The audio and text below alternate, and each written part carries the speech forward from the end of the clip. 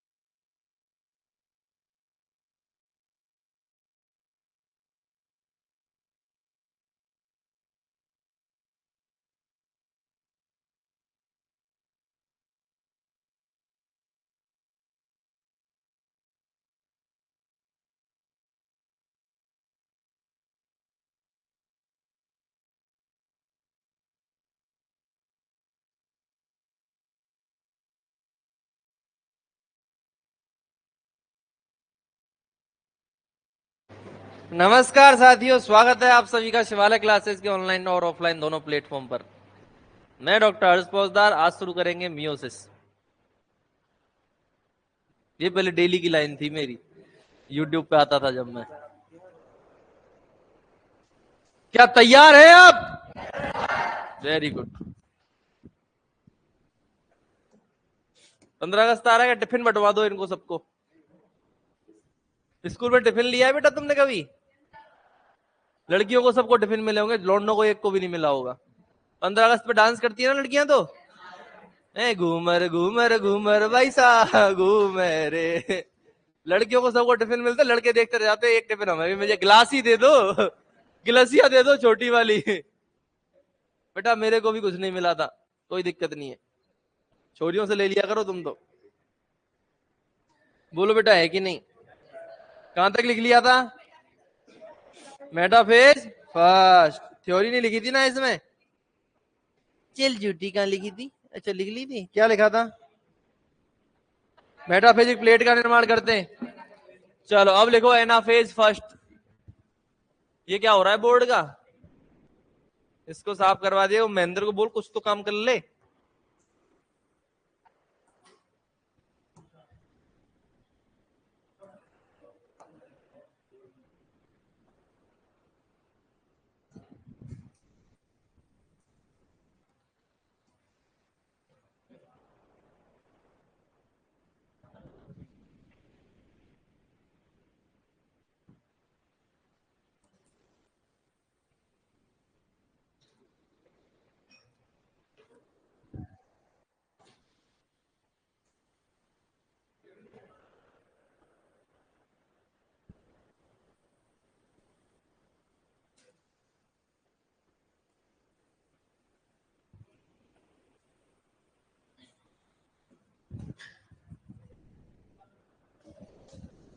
आगे सारे फंस जाएगी बेटा, फालतू कमर उमर में फ्रैक्चर आ जाए, कोई मतलब नहीं है। तो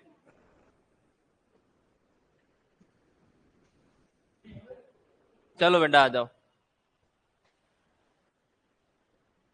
आगे सारे। अब ये आपके समजात गुणसूत्रों के जोड़े आपको दिख रहे हैं कहां पर है, मेटाफेज में है कि नहीं, बोलो। अब बात कर रहे हैं हम किसकी, एनाफेज की। किसकी बात कर रहे हैं, एनाफेज। एनाफेज, ओए एनाफेज में क्या होता है एनाफेज में, एनाफेज में ये जो गुणसूत्र है बेटा, जो जोड़े में गुणसूत्र एक दूसरे से क्या हो जाते हैं, अलग हो जाते हैं, है ना। देखो कैसे, ऐसे कैसे अलग हो जाते हैं, ऐसे। ठीक है, विभाजन हो रहा है क्या, नहीं। याद रखना, एनाफेज फर्स्ट में गुणसूत्रों का विभाजन नहीं होता। किसका विभाजन नहीं होता, विभाजन हुआ क्या यार, नहीं। केवल इसको इससे अलग कर दिया हमने। ये जोड़े में थे, बाइवेलेंट या टेट्राड के में, इनको हमने एक दूसरे से क्या कर दिया, अलग, कि तू उधर जा मैं इधर जाऊंगा।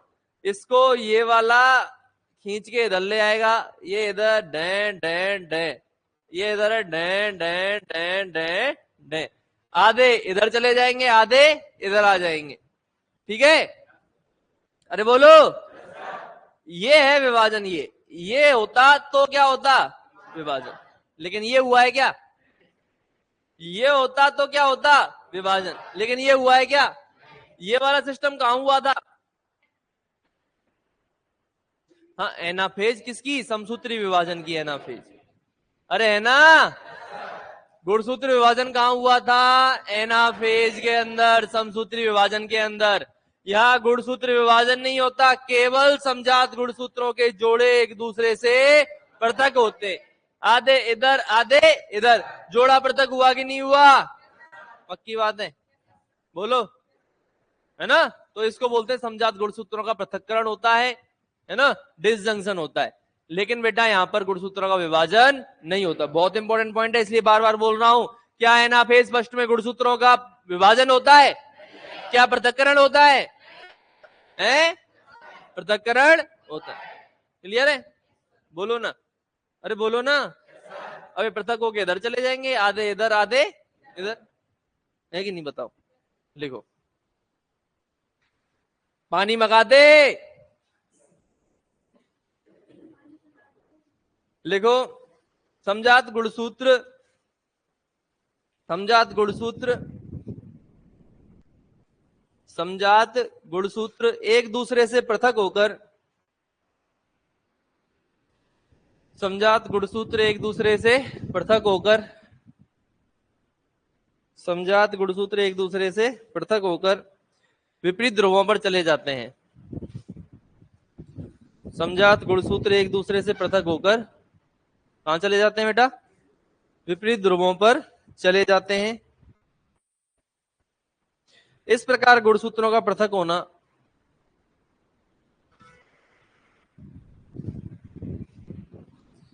इस प्रकार गुणसूत्रों का पृथक होना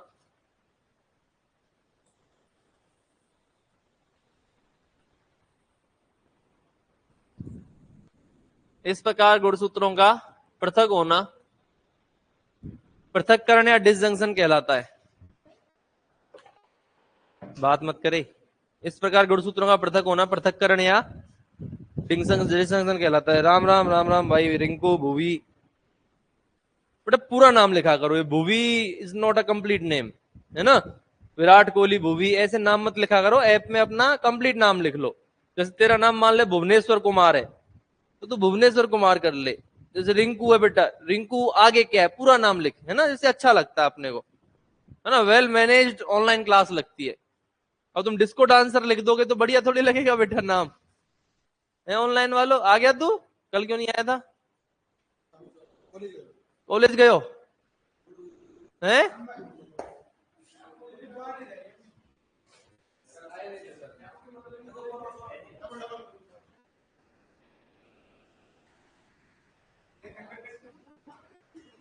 तू यार मस्त नमूना है तू तेरे को 15 अगस्त पर टिफिन दिलवाएंगे प्राइज में।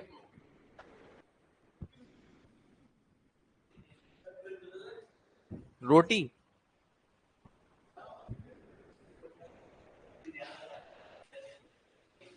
बताऊंगा अकेले में। लिखो समझात गुणसूत्र लिख लिया, पृथक्करण या फिर क्या कहते हैं, डिसजंक्शन। अरे बोलो। ठीक है, तो इसमें देखो डायग्राम बना देता हूं मैं।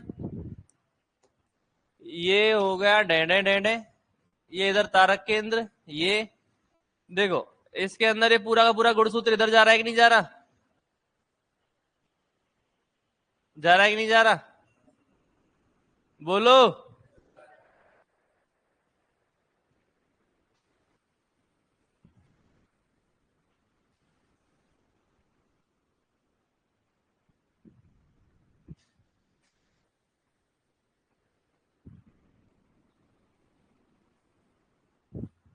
ऐसे डायग्राम बना लो। कहां जा रहे हैं ये गुणसूत्र बेटा, विपरीत ध्रुवों की तरफ आ रहे हैं नहीं आ रहे।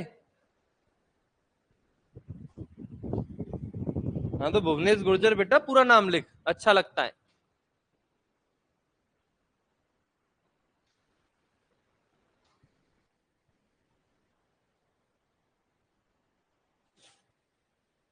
बना लिया डायग्राम।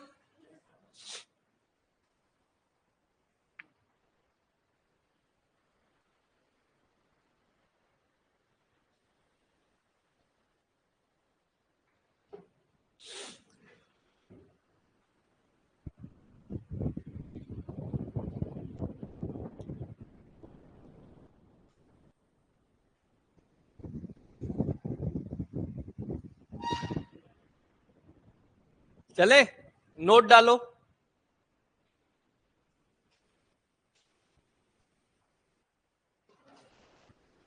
नोट डालो और लिखो, अर्थात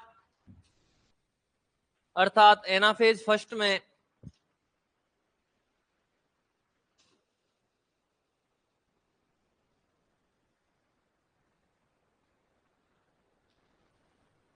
अर्थात एनाफेज फर्स्ट में सेंट्रोमियर विभाजन ऑब्लिक गुणसूत्र विभाजन होता है क्या।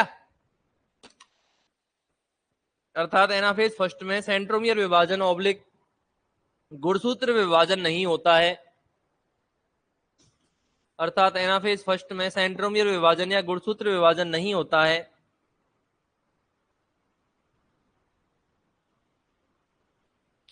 अर्थात एनाफेज फर्स्ट में सेंट्रोमियर विभाजन या गुणसूत्र विभाजन नहीं होता है। केवल समजात गुणसूत्रों का जोड़ा, केवल समजात गुणसूत्रों का जोड़ा एक दूसरे से पृथक होता है।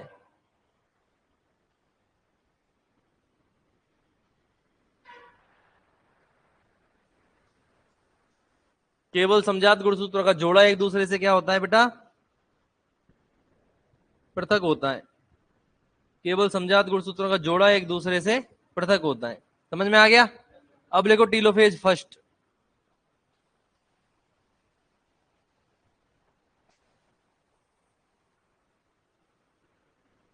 टीलोफेज फर्स्ट क्या होगा, टीलोफेज फर्स्ट में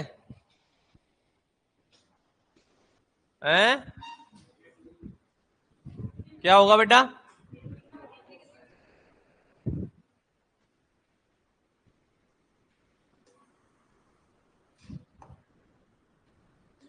देखो समझो इधर, विपरीत ध्रुवों पर गुणसूत्र चले गए कि नहीं चले गए, है ना। गाय की कोशिकाएं तो 30 गुणसूत्र तो ऊपर चले गए, 30 गुणसूत्र नीचे आ गए, ये देखो, है ना। ये 30 थे और ये कितने थे, 30। जोड़े में देखने थे 60 के 60, 30 इधर गए और 30 इधर आ गए कि नहीं आ गए। अरे आधे आधे गुणसूत्र आ गए कि नहीं आ गए। तो 30 तो ये आ गए, 30 ये आ गए, 30 ये रहे और 30। टीलोफेज में क्या होगा, गुणसूत्रों का असंगनन, केंद्रक झिल्ली और केंद्र का पुनः प्रकट। हो गए कि नहीं हो गए, अरे बोलो। कितने केंद्रक बन गए, अगुणित है या द्विगुणित, n बराबर 30 और n बराबर 30। 30 आए थे कि नहीं आए थे, तो दोनों केंद्रक कैसे हैं, अरे अगुणित है ना गधो, क्योंकि आधे आधे गुणसूत्र आए भाई। समान गुणसूत्र तब रहते जब गुणसूत्रों का विभाजन होता, विभाजन हुआ ही नहीं है। हमने तो 60 गुणसूत्रों के जोड़े को जमाया था मेटाफेज में, जोड़े में से 30 ऊपर भेज दिए, 30 नीचे भेज दिए। जब 30 30 आए तो आधे रह गए ना, 30 इसके अंदर आ गए, 30 इसके अंदर आ गए। केंद्रक झिल्ली और केंद्र का पुनः प्रकट हो गई। कितने केंद्रक बन गए? 2। गुणसूत्रों की संख्या क्या हो गई? आधी, है ना। ये किसका निर्माण प्रारंभ हो गया? टीलोफेज फर्स्ट है ना। किसका निर्माण प्रारंभ हो गया? अरे है ना। और खांच बनते बनते पूरी हो जाएगी, जिसे अपन क्या बोलेंगे? साइटोकाइनेसिस। और एक कोशिका से कितनी कोशिकाएं बन जाएंगी? गुणसूत्र कितने? कितने? 30 है कि नहीं? अरे अगुणित कोशिका है कि नहीं? ठीक है बेटा। एनाफेज तक तो 2n था, है ना। लेकिन टीलोफेज में ये nn हो गया, क्योंकि एनाफेज में आधे इधर चले गए, आधे इधर चले गए। समसूत्री विभाजन वाली एनाफेज याद हो तो वहां पे 2n से 4n हो गया था, क्योंकि वहां विभाजन हुआ था। वहां गुणसूत्र डबल हो गए थे, 60 से 120 हो गए थे। यहाँ 60 के 60 है, केवल 30 को इधर भेज दिया, 30 को इधर भेज दिया, तो आधे तो होने ही है ना। किसके समझ में नहीं आया? आ गया सबके? बोलो। क्लियर है? तो टीलोफेज फर्स्ट में बताओ क्या लिखेंगे अपन, आप बताओ। बता भाई वीरप्पन। तेज पूछ रहा हूं, क्या नाम तेरा? अंकित। बता बेटा टीलोफेज फर्स्ट में क्या लिखेंगे? लगा दिमाग लगा, गलती तो बताएगा और ज्यादा क्या होगा? हाँ? हैं?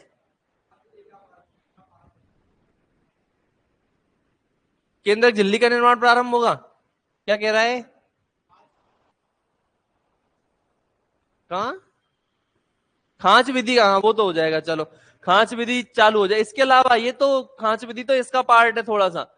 ये क्या हुआ है? टीलोफेज है, ये टीलोफेज फर्स्ट।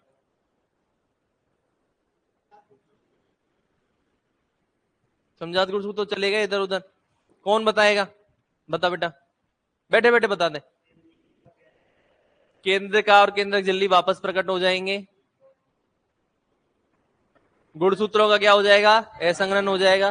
गुणसूत्र कितने आधे आधे रह गए कि नहीं रह गए? भाई यहाँ जोड़े में थे 60, 60 में से 30 इधर भेज दिए, 30 इधर भेज दिए, तो 30 30 मतलब 60 में से आधे आधे रह गए कि नहीं रह गए? तो यहां तक तो ये जोड़े में 2n थे, अब क्या रह गए? ये nn रह गए कि नहीं रह गए? क्या रह गए बेटा? nn रह गए। क्लियर है मेरी बात? बोलो। बहुत बढ़िया बेटा, तो यही चीजें लिखेंगे अपन। और दो कितने? 2 अगुणित केंद्रकों का निर्माण हो गया कि नहीं हो गया? Very good. क्या नाम बेटा तेरा? कुलदीप। बहुत बढ़िया बेटा, चलो लिखो। इस अवस्था में टीलोफेज फर्स्ट हेडिंग डालो और लिखो, इस अवस्था में समजात गुणसूत्र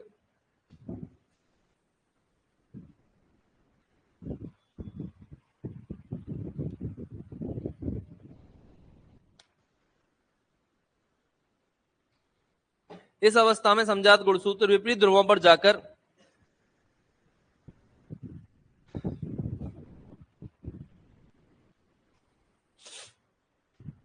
नहीं, समझात नहीं, सॉरी। इस अवस्था में गुणसूत्र विपरीत ध्रुवों पर जाकर, समझात हटाओ। इस अवस्था में गुणसूत्र विपरीत ध्रुवों पर जाकर असंगनित हो जाते हैं। क्या हो जाते हैं? असंगनित हो जाते हैं। केंद्रक झिल्ली एवं केंद्र का, अगला पॉइंट है केंद्रक झिल्ली एवं केंद्र का, केंद्रक झिल्ली एवं केंद्र का पुनः प्रकट हो जाते हैं।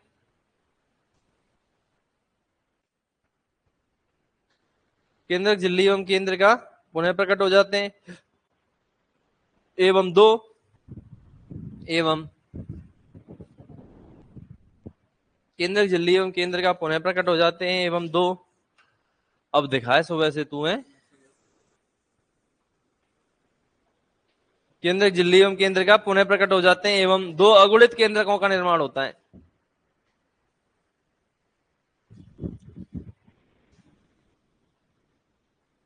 एवं 2 अगुणित केंद्रकों का निर्माण होता है। केंद्रक झिल्ली एवं केंद्र का पुनः प्रकट हो जाते हैं एवं 2 अगुणित केंद्रकों का निर्माण होता है। हो गया? डायग्राम बनाओ बेटा दोनों।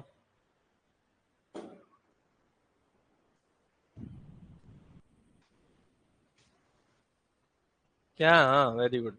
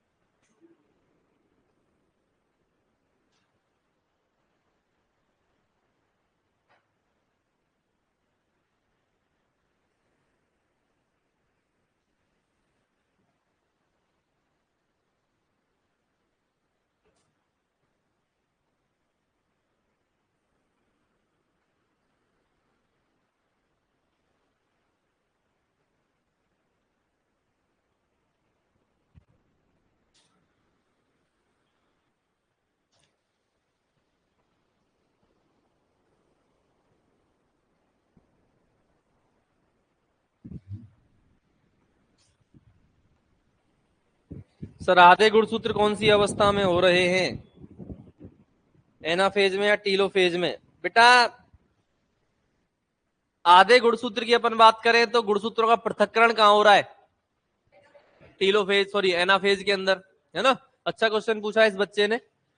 तो समझना इस चीज में क्या कहना चाह रहा है ये कि साहब सुन लो, आधे गुणसूत्र कहां होंगे? एनाफेज के अंदर गुणसूत्र पृथक्करण हुआ कि नहीं हुआ? ठीक है ना, है ना। आधे गुणसूत्र ऊपर गए और आधे गुणसूत्र नीचे गए, लेकिन हम ये नहीं कह सकते कि एनाफेज में आधे गुणसूत्र हो गए। क्यों नहीं कह सकते? आधे गुणसूत्र इधर गए, आधे गुणसूत्र इधर गए, अभी तक कोशिका तो एक ही है, दो केंद्रक बने क्या? आधे गए इधर हैं, आधे गए इधर हैं, पृथक्करण हो चुका है। क्वेश्चन यही आता है कि गुणसूत्रों का पृथक्करण कहां हुआ? एनाफेज फर्स्ट में। आधे नहीं हुए, है ना। क्या यहां आधे हो गए? नहीं। कोशिका यहां भी एक ही है, केंद्रक दो हो गए कोशिका के अंदर, लेकिन कोशिका तो एक ही है। यहां आके आधे हो गए, जब साइटोकाइनेसिस हो गया दो कोशिकाएं बन गई, यहां पे आके आपके गुणसूत्र क्या हो चुके हैं? आधे। मियोसिस फर्स्ट कंप्लीट होने के बाद में गुणसूत्र आधे होते हैं, बेटा ध्यान रखना, है ना। अगर पूछ ले कि अगुणित केंद्रकों का निर्माण कहां हो जाता है, तो टीलोफेज फर्स्ट में हो जाता है। अगुणित केंद्रक यहां बन गए लेकिन दो कोशिकाएं बनी है क्या, तो भाई आप आधे कैसे कह सकते हो? केंद्रकों में आधे आधे कहां हो जाते हैं? टीलोफेज फर्स्ट में। आपको क्वेश्चन समझना पड़ेगा कि वो आधे किस वे में पूछना चाह रहा है। सीधा पूछे कि गुणसूत्रों की संख्या आधी कहां हो जाती है? After meiosis first, after completion of meiosis first, after cytokinesis first.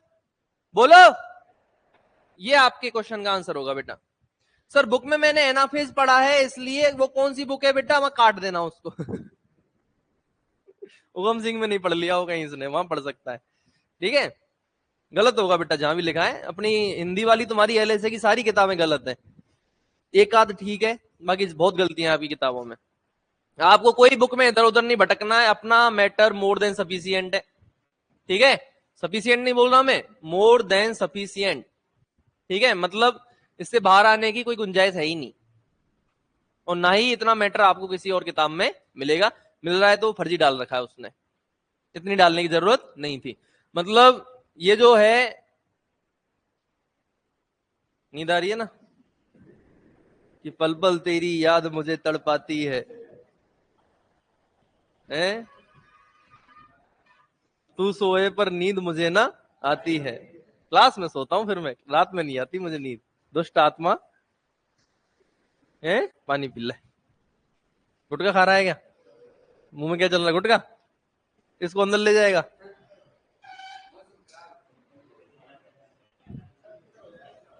क्या कह रहा है बेटा? हाँ बहुत बढ़िया, पीने दो उसको पानी शांति से। हाँ सुनो मेरी बात, सोना मत है ऐसे नहीं।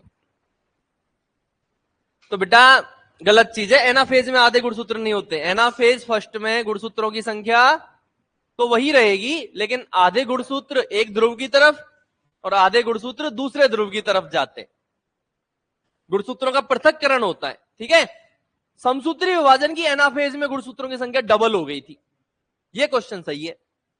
समसूत्री विभाजन की एनाफेज में अपन ने गुणसूत्र विभाजन किया था कि नहीं किया था, तो वहां गुणसूत्रों की संख्या डबल हो गई थी, लेकिन एनाफेज फर्स्ट में गुणसूत्र की संख्या 60 की 60 है। ना आधी हुई ना डबल हुई, 60 में से बस 30 इधर चले गए, 30 इधर चले गए। क्लियर है बेटा? नरेश वेरी गुड, पर अच्छा क्वेश्चन पूछा बेटा तूने, कंफ्यूजन हो सकती है बच्चों को। चलो तो बेटा क्या लिखा तुमने, डायग्राम बना लिया। अब लिखो cytokinesis first. Cytokinesis first, cytokinesis first लिखो। खांच विधि द्वारा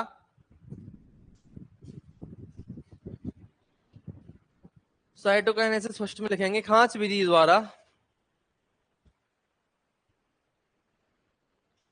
कोशिका द्रव्य विभाजित हो जाता है।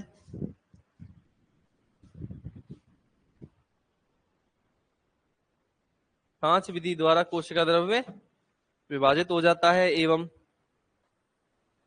खांच विधि द्वारा कोशिका द्रव्य विभाजित हो जाता है, एवं दो अगुणित पुत्री कोशिकाओं का निर्माण होता है। एवं दो अगुणित पुत्री कोशिकाओं का निर्माण होता है। खांच विधि द्वारा कोशिका द्रव्य विभाजित हो जाता है एवं 2 अगुणित पुत्री कोशिकाओं का निर्माण होता है। यहां होंगे आधे, एवं 2 अगुणित पुत्री कोशिकाओं का निर्माण हो जाता है। अरे बोलो। अब लिखो बेटा, यहां पे मियोसिस फर्स्ट कंप्लीट हुआ, इंटरकाइनेसिस। बेटा मियोसिस फर्स्ट और मियोसिस सेकंड के बीच में एक अल्पकालीन अवस्था पाई जाती है, जैसे अपन क्या बोलते हैं, इंटरकाइनेसिस। ठीक है, इंटरफेस तो वहीं चल गई मियोसिस फर्स्ट से पहले, यहां भी इंटरफेस चलती है। ये क्या है, और ये कहां मिलेगी, मियोसिस फर्स्ट और मियोसिस सेकंड के मध्य।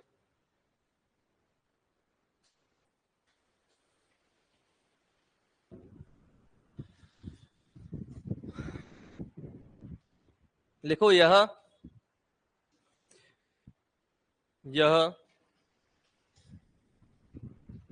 मियोसिस फर्स्ट एवं मियोसिस सेकंड के मध्य की अवस्था है। यह मियोसिस फर्स्ट एवं मियोसिस सेकंड के मध्य की अल्पकालीन अवस्था है। यह मियोसिस फर्स्ट एवं मियोसिस सेकंड के मध्य की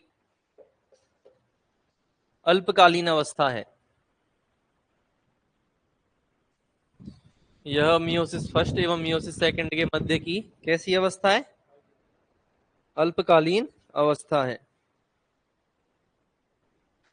यह मियोसिस फर्स्ट और मियोसिस सेकंड के मध्य की कैसी अवस्था है बेटा, अल्पकालीन अवस्था है। क्या, इंटरकाइनेसिस। लेकिन याद रखना है इसमें G1 और G2 तो होती हैं, लेकिन एस फेज क्या होती है इसमें, एब्सेंट होती है। कारण देखो बेटा, अभी तक तुम्हें डीएनए की जरूरत पड़ी है क्या, मियोसिस फर्स्ट अर्धसूत्री विभाजन में तुमने डीएनए का उपयोग किया है क्या। डीएनए का उपयोग तब होता है जब आप गुणसूत्र विभाजन करो। भाई 60 से 120 गुणसूत्र बनते तब तो तुम्हें डीएनए चाहिए था। अब यहां तो गुणसूत्र 60 के 60 थे, तुमने बांट दिए, एक कोशिका को तुमने 30 दे दिए, दूसरे को 30 दे दिए। जब गुणसूत्र विभाजित ही नहीं हुए, डबल ही नहीं हुए, तो फिर डीएनए की जरूरत पड़ी क्या। लेकिन डीएनए पहले ही बना हुआ रखा है इंटरफेज की एस फेज में, तो वो रखा ही हुआ है, वो अभी तक काम में नहीं आया। वो अब काम में कहां आ जाएगा, मियोसिस सेकंड के अंदर, क्योंकि मियोसिस सेकंड तो समसूत्री विभाजन के समान होता है। तो यहां पर तो गुणसूत्रों की संख्या डबल करनी पड़ेगी, तो डीएनए की जरूरत पड़ेगी। और डीएनए कहां से ले लिया अपन ने, डीएनए कहां, पहले ही बना हुआ रखा है। तो अभी यहां पे एस पे चलाने की जरूरत है क्या, बोलो। तुम में से सिर्फ 2-3 बालकों को समझ में आई है मैंने जो बात बोली है ना, फिर भी तुम पूछोगे नहीं। सही कह रहा हूं ना मैं, अरे बोलो। तो बेटा ना तुम पूछते, मैं आगे बढ़ जाता, तुम पूछते भी नहीं। ऐसा क्यों है बेटा वीरप्पन, नाम क्या बेटा तेरा है, नेत्रपाल, दिनेश मीणा, कहां से है, टोंक से, प्रॉपर टोड़ा से, रामगढ़ से, रामनगर से। ये किधर पड़ता है,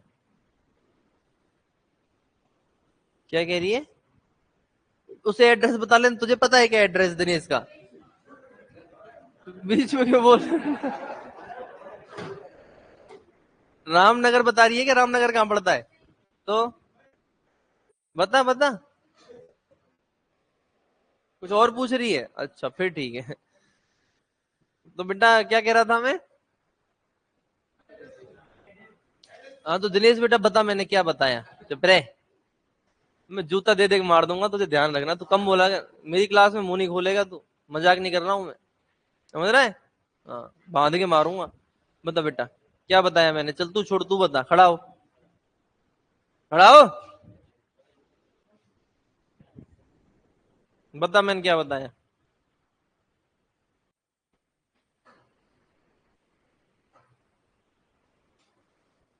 चलिए छोड़, मियोसिस फर्स्ट के बारे में बता।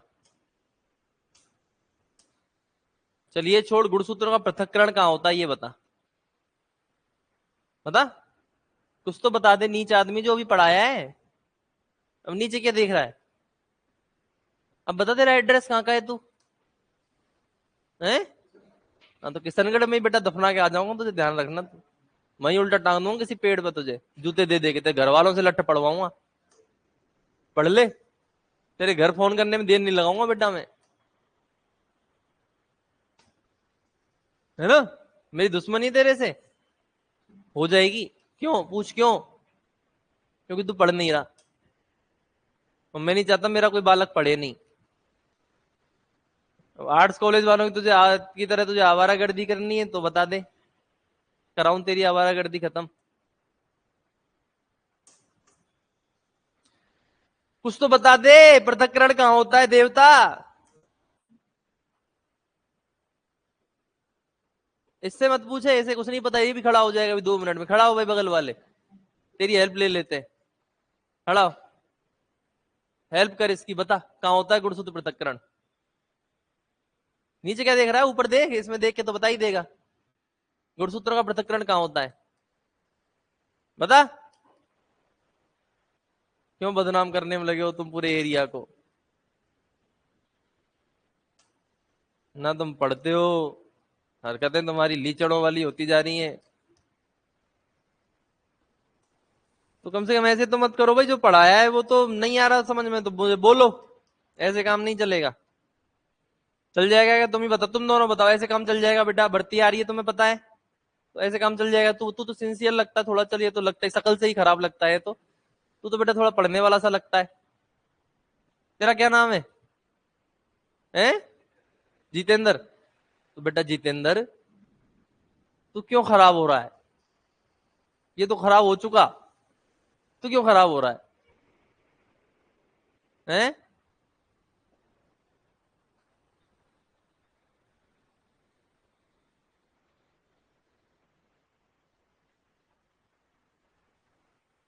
बैठो, बता देने सब, तू बता बेटा, बैठे बैठे बता दे, कोई ना। देख लिया दुष्ट आदमी। अब तू बता, डीएनए का द्विगुणन कहाँ होता है? कहाँ होता है? टीलोफेज में होता है ना। डीएनए द्विगुणन तो टीलोफेज में होगा, पता? या और कुछ आंसर है? घबराए मत, आराम से बता बेटा, प्यार से। छोटा भाई है तू मेरा, तुम सब छोटे भाई हो मेरे, इसीलिए मैं तुम्हें डांटता हूँ। बाकी मैं तो आगे तुम्हारे कॉलेज में जैसे लेक्चर चलते थे आके बोल के चला जाऊं, मुझे फर्क पड़ेगा क्या? किसी के सिलेक्शन होने ना होने से फर्क पड़ेगा क्या? बता भाई, किशनगढ़ के नहीं पड़ेगा ना।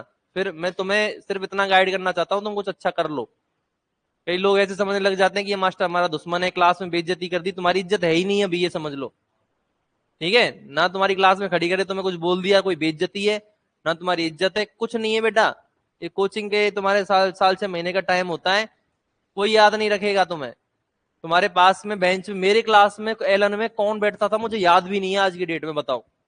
2 साल पढ़ के आया मैं एलन में। मैं सिर्फ अभी उनमें से मेरा एक दोस्त था चंदू, उस वो याद है मुझे एक तो, और एक नितिन शर्मा वहां पे दोस्त बना था, वो वेटनरी में आ गया इसलिए मुझे याद है। तीसरे बंदे की मुझे शकल भी याद नहीं है, उस टाइम पे इंस्टाग्राम वगैरह चला नहीं करते थे। कौन आया? और इंस्टाग्राम की दोस्ती को दोस्ती में समझ लेना। कौन आया कौन गया कुछ याद नहीं रखता कोचिंग में यार, मुझे नहीं याद। वो हजारों बच्चों के कांटेक्ट में मैं आया हूँ कि नहीं आया हूँ, मुझे शकल भी याद नहीं है, सोचो तुम। तो कोचिंग की बेइज्जती बेइज्जती नहीं है बेटा ये। और ना तुम ऐसे समझो इज्जत है ही क्या यार, एक बेरोजगार की इज्जत है समाज में ही नहीं है, कोचिंग में क्या इज्जत होगी? ठीक है, तो बेइज्जती मत समझो, मैं सिर्फ इतना चाह रहा हूं तुम पढ़ लो, क्योंकि भर्ती आ रही है बेटा, सीरियस हो जाओ। ठीक है? नहीं समझ में आ रहा है तो बोलो, थोड़े सीरियस होके पढ़ो, तभी सिलेक्शन होगा। इतना आसान सिलेक्शन नहीं है क्या? तेरा ध्यान बोतल से हटा ले, है क्या? इतना आसान सिलेक्शन नहीं। तो थोड़े से क्या होना है बेटा दिनेश, सीरियस होना है। डीएनए द्विगुणन कहाँ होता है? लड़कियां पढ़ रही हैं बस, तुम देख लो छोरो। ये लड़कियों की आवाज एक तरफ और तुम्हारी आवाज एक तरफ। क्यों भाई टोड़ा?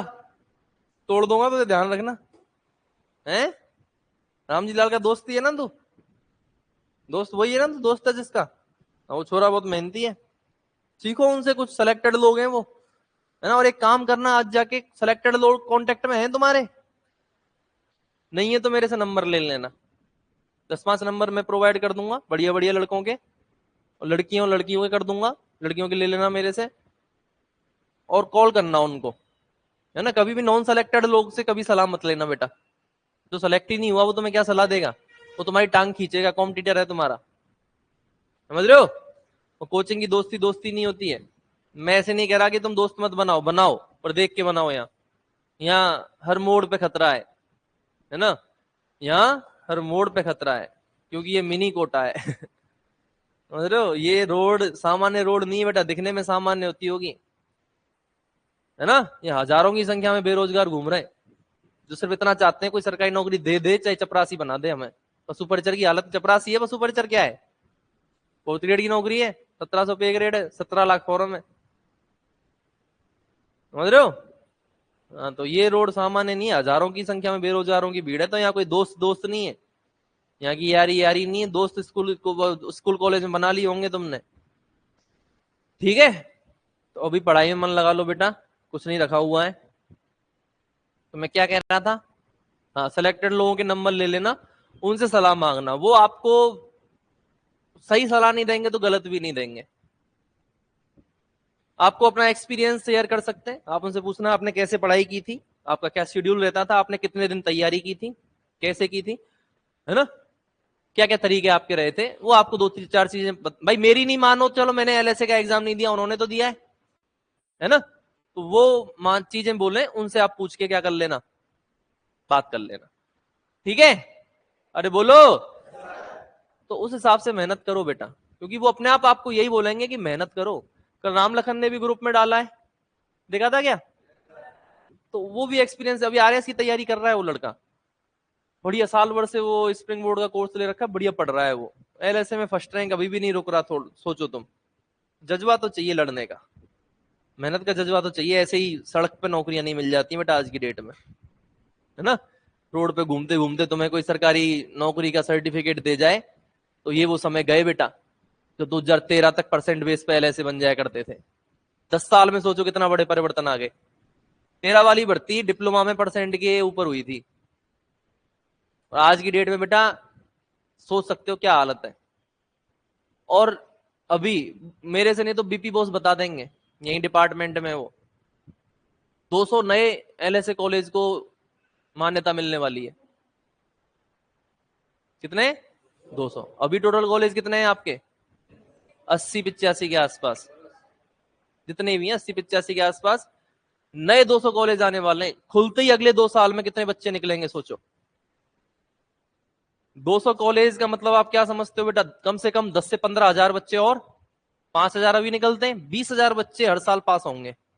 अभी टोटल एग्जाम 30,000 दे रहे हैं, उनके निकलने के 2 साल भी भर्ती नहीं आई तो आपके सामने बेटा 70 से 80 हजार बच्चे होंगे अगली भर्ती के लिए। थोड़ी सी और डिले हुई तो 1 लाख बच्चे पेपर देंगे अगली भर्ती के लिए, और इतना सामान्य नहीं रह जाएगा एलएसए बनना। आज भी टफ नहीं है, जो ईमानदारी से पढ़ाई कर लेगा वो आज भी नौकरी लग रहा है। ईमानदारी से आपने 4 भर्तियों के लिए आरएएस की, कल बताया था ना मैंने, आरएएस तैयारी की, जरूरी नहीं है आप आरएएस बन जाओ। 4 रीट की पटवार की भर्तियों की तैयारी की, जरूरी नहीं है आप लग जाओ ईमानदारी से पूरी जी जान लगा के। लेकिन आप पूरी जी जान लगा लेने से एलएसए की तैयारी करते हो तो एक कंफर्म है आप एलएसए लग जाओगे, और किसी भर्ती में इतनी श्योरिटी नहीं है। तो जी जान से पढ़ना तो पड़ेगा, तो जी जान से पढ़ने वाले 5-7 हजार ही हैं, ठीक है। उसमें से भी आपने थोड़ा तरीके से कोचिंग की, हमारी बात मान के मेहनत की है, तो आप आ जाएंगे 1500 में। क्या बड़ी बात है? कोई बड़ी बात नहीं है बेटा। अब के सीनियर से पूछ लेना कि उन्होंने, सबने जी जान से थोड़ी बहुत मेहनत कर ली थी, साल 1.5 साल की, सब सेलेक्ट हो गए थे, ठीक है। हाँ, तो ये लीचड़पंथी यहाँ पे छोड़ दो, ठीक है ना बेटा। तुम्हारा भला चाहता हूँ मैं, सबका भला चाहता हूँ, और तुम्हारे भले से मुझे 1 रुपए का भी फायदा नहीं है, पर ये भी ध्यान रखना, है ना। तो मेरी जितनी सैलरी है वो कल भी इतनी थी, पिछली भर्ती में इतनी थी, आज भी इतनी है, और अगली भर्ती में भी इतनी रहेगी। और हो सकता है मैं पढ़ाना भी छोड़ दूं, मैं शौक के लिए पढ़ाता हूँ। जिस दिन शौक पूरा हो जाएगा कि बच्चे पढ़ ही नहीं रहे, उस दिन छोड़ देंगे, क्या दिक्कत है? बोलो। कमाई की पैसों की ना तो कल दिक्कत ऐसी थी ऊपर वाले की दया से, ना आज है। आगे तो फिर देखते हैं, होनी भी नहीं चाहिए, ठीक है। हाँ, तो बेटा ऐसे मत करो, ऐसी हरकतें मत करो, ईमानदारी से पढ़ना शुरू कर दो। अब तुम जवाब ही नहीं देते हो, इसको नहीं पता कि गुणसूत्र डीएनए कहाँ बन रहा है, उसको नहीं पता कि मैंने अभी एनाफेज फर्स्ट में क्या बताया है। तो इस तरीके की पढ़ाइयाँ आपके कुछ काम नहीं आने वाली है। बोरिया बिस्तर उठाओ और घर जाओ।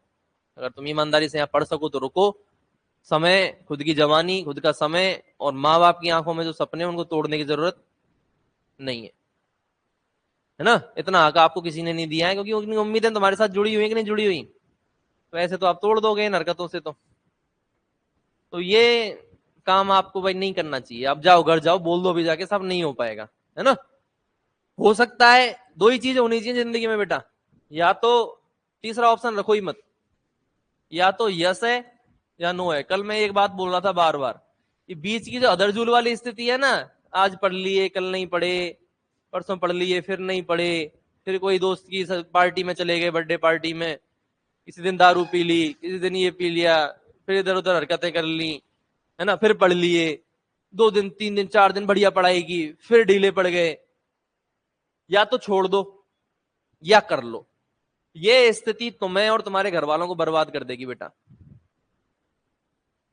ठीक है। या तो ये होता है जिंदगी में, या फिर ये होता है। क्योंकि आपके पास ये होगा तो आप सेकंड प्लान बी लेके, आपके पास क्या होगा, प्लान बी होगा, इसकी तरफ आप बढ़ जाओगे। फिर ये स्थिति आप रखोगे। ये स्थिति में ना आप इधर के हो ना आप इधर के हो, आप बर्बाद हो रहे हो, अपना टाइम वेस्ट कर रहे हो। कोई काम नहीं आएगी ये वाली मेहनत, ये वाली पढ़ाई कोई काम नहीं आएगी। ये वाला आपने काम किया, 1% आप सेलेक्ट नहीं भी हुए तो आप बढ़िया कर लोगे, कॉन्फिडेंस रहेगा कि जहां जाएंगे वहां धुआं उठा देंगे। मेहनत करना सीख जाओगे, समझ रहे हो ना। हाँ, तो ये वाली चीज है बेटा। तो जिंदगी में क्या रखना है आपको, केवल और केवल एक ही चीज रखनी है। अभी यहाँ बैठे हो, इतने पैसे लगा दिए, सारी चीजें छोड़ो, केवल और केवल किस में लग जाओ, अभी पढ़ाई में। मैं कह रहा हूं अगली 1 साल की मेहनत आपका पूरा जीवन, आपके बच्चों का जीवन और माँ बाप का जीवन बदल देगी। देखा है मैंने तो बदलते हुए, ठीक है। हाँ, तो बार बार ये चीजें मत बुलवाया करो। कहां तक लिखा,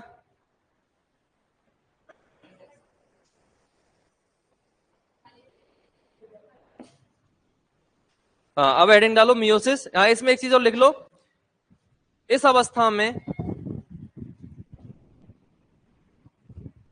इस अवस्था में, इस अवस्था में एस फेज अनुपस्थित होती है। इस अवस्था में एस फेज अनुपस्थित होती है। इस अवस्था में एस फेज अनुपस्थित होती है। केवल जीवन तथा G2 अवस्था पाई जाती है।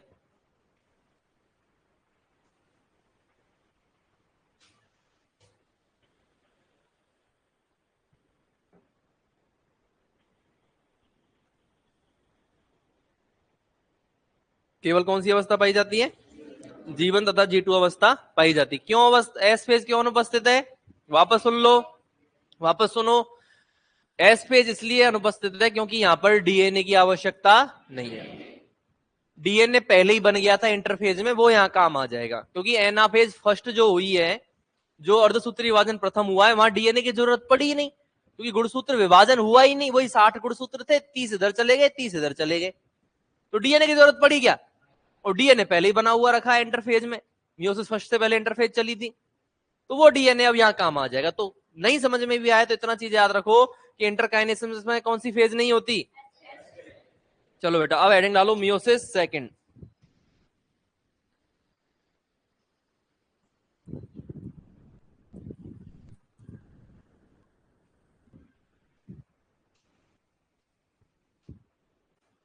Meiosis second.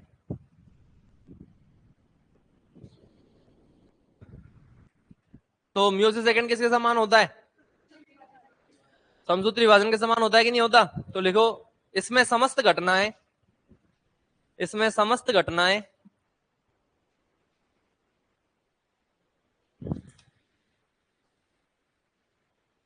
इसमें समस्त घटनाएं इसमें समस्त घटनाएं समसूत्री विभाजन के समान होती हैं। इसमें समस्त घटनाएं समसूत्री विभाजन के समान होती है।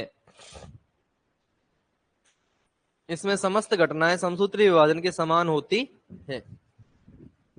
अर्थात अब कितनी कोशिकाएं बना ली तुमने मियोसिस फर्स्ट से? 2 अगुणित कोशिकाएं बना ली। दोनों के अंदर क्या चलेगा? Meiosis second. प्रत्येक से 2 कोशिकाएं बनेंगी, गुणसूत्रों की संख्या समान रहेगी। समझ रहे हो? 2 अगुणित कोशिकाएं, तो प्रत्येक से 2 बनेंगी, तो 2 से कितनी बन गई? 4 बन गई, नहीं बन गई? और वही अगुणित से अगुणित, तो लिखो मियोसिस फर्स्ट द्वारा निर्मित, मियोसिस फर्स्ट द्वारा निर्मित दोनों अगुणित कोशिकाओं में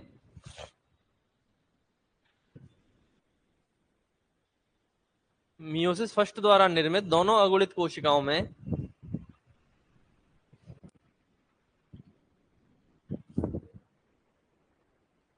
मियोसिस फर्स्ट द्वारा निर्मित दोनों अगुणित कोशिकाओं में मियोसिस सेकंड होता है।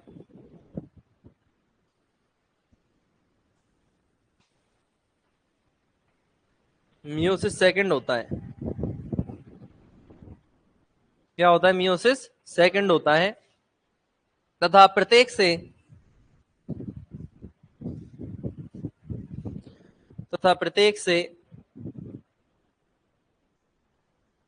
2 अगुणित पुत्री कोशिकाएं बनती हैं, तथा प्रत्येक से 2 अगुणित पुत्री कोशिकाएं बनती हैं, तथा प्रत्येक से 2 अगुणित पुत्री कोशिकाएं बनती हैं, एवं कुल कितनी बन जाएंगी? एवं कुल 4 अगुणित पुत्री कोशिकाओं का निर्माण होता है।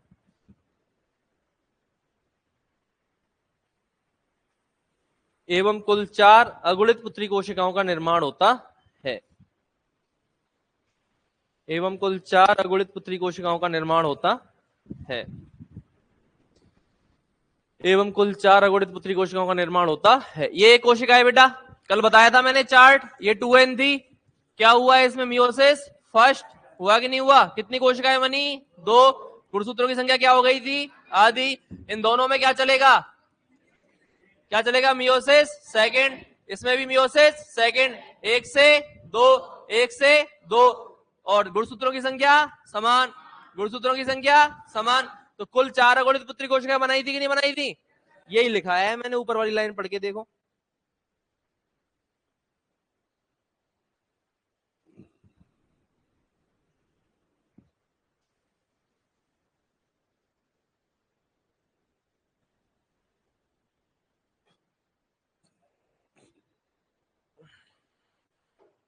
चले बेटा, वेरी गुड।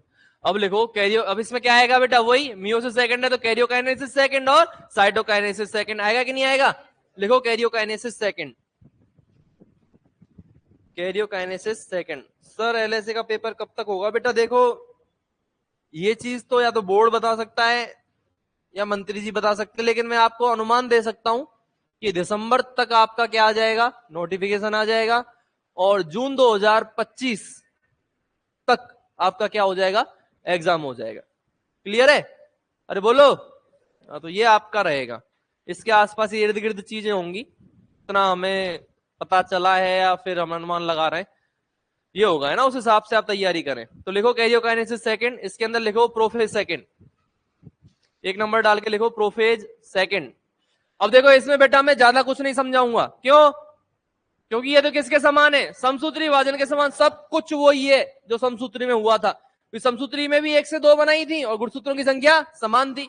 तो प्रोफेज सेकंड में बता दो, जो समसूत्री की प्रोफेज में हुई थी वही चीजें होंगी। बताओ क्या क्या होगा प्रोफेज सेकंड में?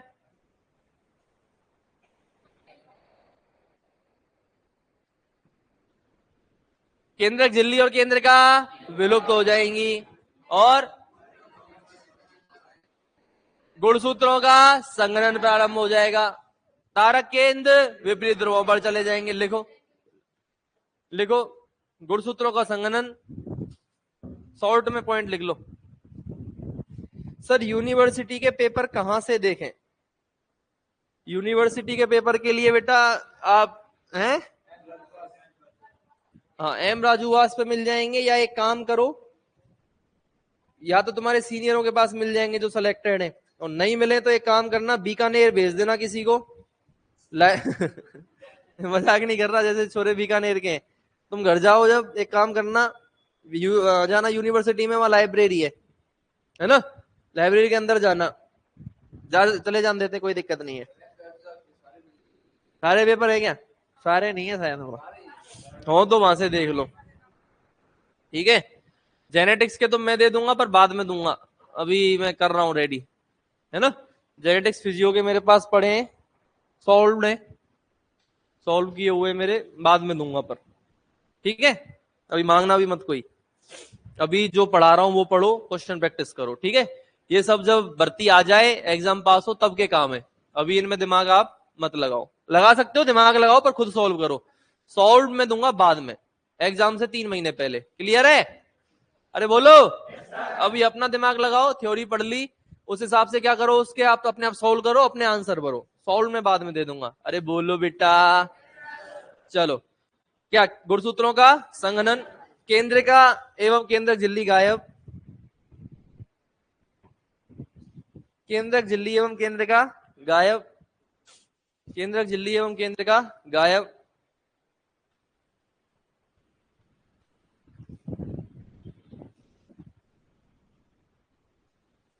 तारक केंद्र विपरीत ध्रुवों पर व्यवस्थित, तारक केंद्र विपरीत ध्रुवों पर व्यवस्थित, तारक केंद्र विपरीत ध्रुवों पर व्यवस्थित। मेटाफेज सेकंड लिखो। क्यों नहीं लिख रहा रे तू? फेल क्यों रहा है? हैं? Metaphase second, metaphase second, metaphasic plate पर गुणसूत्र व्यवस्थित, मेटाफेजिक प्लेट पर गुणसूत्र व्यवस्थित। मेटाफेज सेकंड में लिखेंगे बेटा, होता है कि नहीं होता? मेटाफेजिक प्लेट पर गुणसूत्र व्यवस्थित।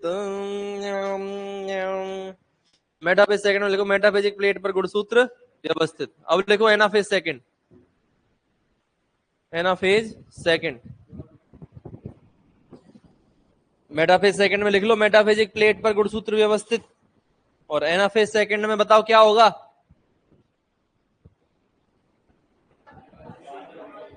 समसूत्र विभाजन की एनाफेज में क्या हुआ था? सेंट्रोमियर विभाजन या गुणसूत्र विभाजन। तो यहां भी क्या होगा? गुणसूत्र विभाजन या सेंट्रोमियर विभाजन। लिख दो, गुणसूत्र विभाजन ऑब्लिक सेंट्रोमियर विभाजन। एनाफेज सेकंड में लिख दो, गुणसूत्र विभाजन ऑब्लिक सेंट्रोमियर विभाजन, गुणसूत्र विभाजन ऑब्लिक सेंट्रोमियर विभाजन, गुणसूत्र विभाजन ऑब्लिक सेंट्रोमियर विभाजन एवं गुणसूत्र विपरीत ध्रुवों की तरफ,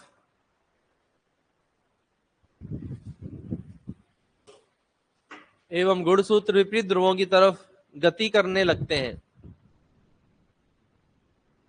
एवं गुणसूत्र कहां गति करने लगते हैं बेटा? विपरीत ध्रुवों की तरफ गति करने लगते हैं, एवं गुणसूत्र विपरीत ध्रुवों की तरफ गति करने लगते हैं। Telophase second, telophase second. चौथी अवस्था कौन सी आ गई बेटा? Telophase second.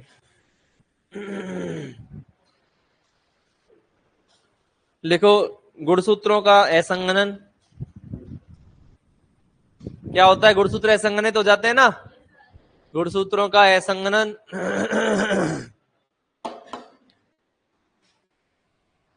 और केंद्र का और केंद्रक झिल्ली पुनः प्रकट, केंद्र का एवं केंद्रक झिल्ली पुनः प्रकट।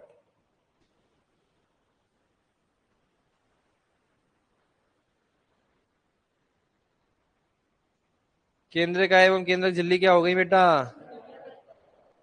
पुनः प्रकट हो गई कि नहीं हो गई?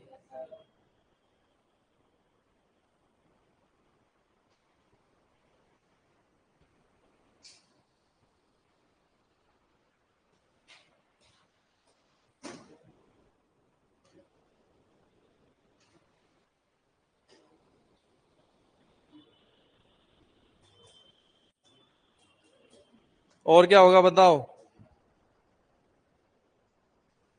टीलोफेज सेकंड के बाद क्या होगा? साइटोकाइनेसिस सेकंड, लिखो साइटोकाइनेसिस सेकंड। कौन सी विधि से? साइटोकाइनेसिस सेकंड में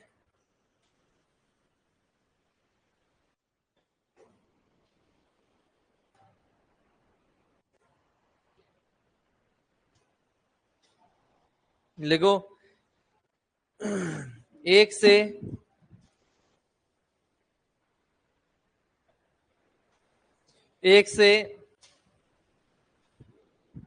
कितनी बनेंगी? दो। एक से दो पुत्री कोशिकाएं बनती हैं, एक से दो पुत्री कोशिकाएं बनती हैं,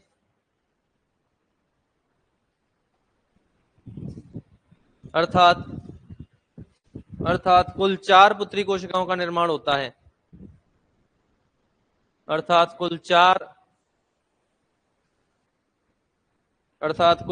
पुत्री कोशिकाओं का निर्माण होता है,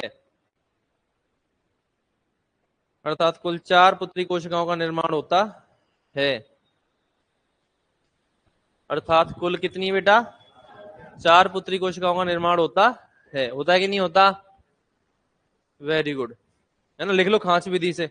दूसरा कौन सी विधि से होगा? ये भी खांच विधि से। अरे होगा कि नहीं होगा बेटा? अब एक क्वेश्चन लिखो, मिलान कीजिए। यहां पर क्या कंप्लीट हुआ बेटा आपका?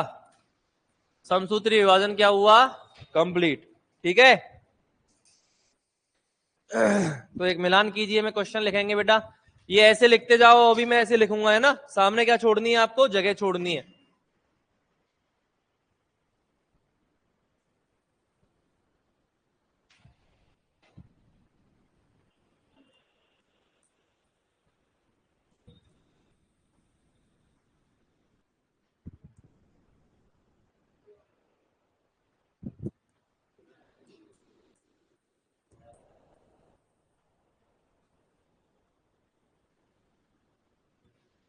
बात मत करे।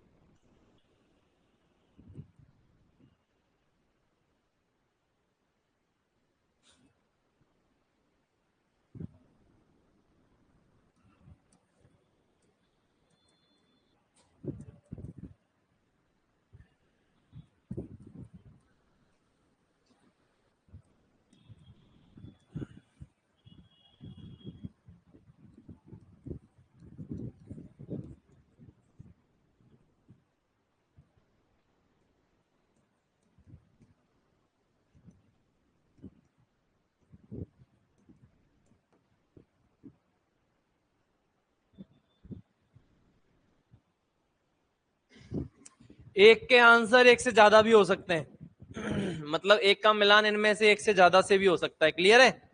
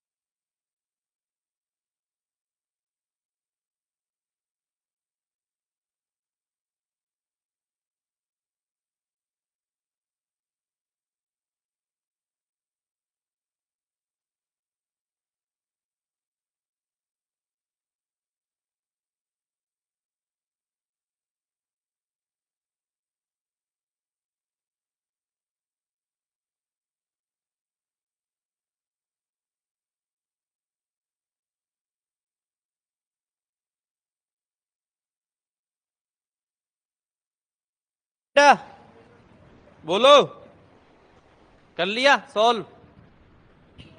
करें मिलान?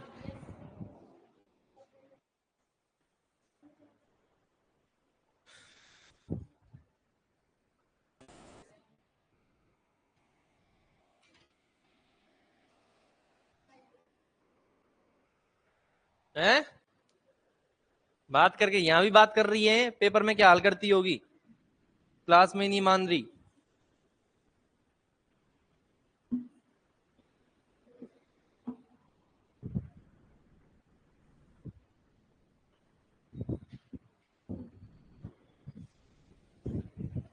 सर एएचडीपी डिप्लोमा का पेपर कब से हो रहा है यूनिवर्सिटी? मुझे क्या पता,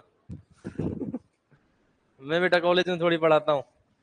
आप यूनिवर्सिटी में बात करो और जल्दी करवाओ, सेकेंड ईयर वाले बात करके, जिससे भर्ती आए तो आप सेफ साइड हो जाओ। पिछली बार कई बच्चे ऐसे थे जो सेकेंड ईयर में थे, सेलेक्ट हो गए थे, पर वो डिप्लोमा पूरा नहीं कर पाए थे बेचारे। तो करें मिलान बेटा? जीन विन में बताओ कहाँ होता है, इधर आ जाओ, बंद कर दो अपना रामायण। कहाँ होता है? तो क्या आ जाएगा इसमें? बी आ जाएगा कि नहीं आ जाएगा? सिनेप्सिस कहाँ होता है? ए आ जाएगा कि नहीं आ जाएगा? रिकॉम्बिनेज एंजाइम कहाँ काम करता है? पेकाइडीन में। क्या आ जाएगा? Synaptonemal complex. Chiasmata diplotene. बेवकूफ। उपांति भवन। डायकाइनेसिस। गुलदस्ता अवस्था। लेप्टोटीन। Bivalent tetrad. जाइवे डायगोटीन। गुणसूत्रों की संख्या आधी। कौन कर देता है? म्यूसिस फर्स्ट करता है कि नहीं करता? समान कौन रखता है? माइटोसिस। गुणसूत्रों का विभाजन कहां होता है? एनाफेज में और एनाफेज सेकंड में। अरे गुणसूत्र विभाजन एनाफेज सेकंड में भी तो होगा। क्योंकि समसूत्री विभाजन के समान ही तो होता है। अर्धसूत्री विभाजन द्वितीय, गुणसूत्रों का पृथक्करण, बोलो। एनाफेज फर्स्ट में ही तो होता है। डिसजंक्शन एनाफेज फर्स्ट में ही तो होता है। सेंट्रोमियर विभाजन वही गुणसूत्र विभाजन के जैसा ही, एनाफेज में और एनाफेज सेकंड में। लिख लो किसके सारे सही हैं, किसके सारे सही हैं? हैं? तो सारे नहीं किए थे। अरे बता यार, किसी के सही नहीं है सारे, ऐसे कैसे?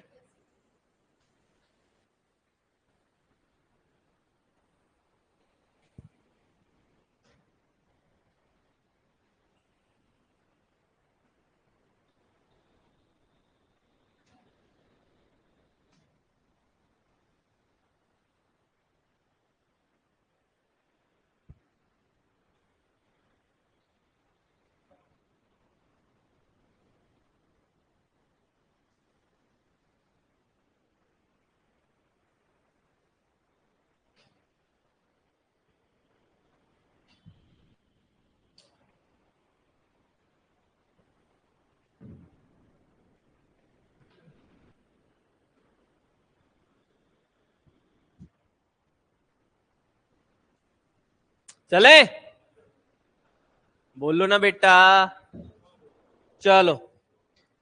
हैं? लिखो लिखो फटाफट लिखो।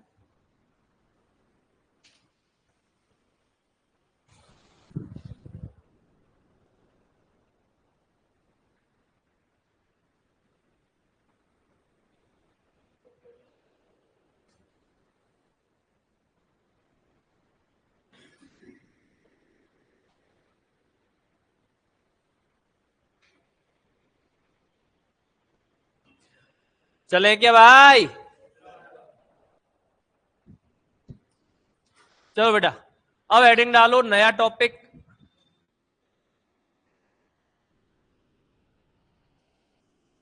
क्या है? म्यूटेशन या फिर उत्परिवर्तन। एक क्वेश्चन आने के चांस रहते हैं, है ना। पिछली बार तो नहीं आया 22 में, लेकिन 18 में 16 में आया है। म्यूटेशन या उत्परिवर्तन, क्या है म्यूटेशन बेटा? अचानक होने वाले परिवर्तन उत्परिवर्तन होते हैं क्या? बोलो बोलो बेटा। अचानक से मैं आके इसमें झापड़ मार दूं, है ना। अचानक आया, ये आंख बंद करके आराम से सो रहा है, मैंने टेक के दिया है कि क्या झापड़, तो इसमें अचानक से परिवर्तन हुआ कि नहीं हुआ? अरे यार क्या है, हुआ कि नहीं हुआ? तो ये उत्परिवर्तन है क्या? ये जिन उत्परिवर्तन हुआ क्या? झापड़ परिवर्तन तो हुआ ही है। अचानक से इसकी आत्मा जाग जाए, अचानक से इसकी आत्मा जाग जाए कि अब देख तेरा भाई बनेगा अब खली, जिम विम करने लग जाए, अचानक से बॉडी सॉडी बना ले, बोलो तो क्या है? उत्परिवर्तन होगा।